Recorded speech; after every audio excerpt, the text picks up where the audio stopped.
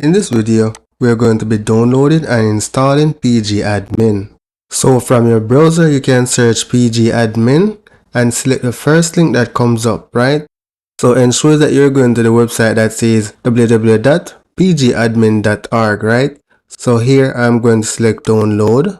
So I'm on a Windows, so I'm going to download the Windows version, right? I'm going to be downloading the latest version, which is version 7.4, right? So I'm going to download that. I'm just going to grab the executable here. This will take a few seconds to complete, literally less than 30 seconds. So once the download is complete, open the executable file. So if it's you alone who uses the machine, you can install for you only, which is what I'm going to do. So here I'm going to select next. I'm going to accept the agreement, and then I'm going to select next. This is the location where it will be stored. Then select next to continue, and then select install.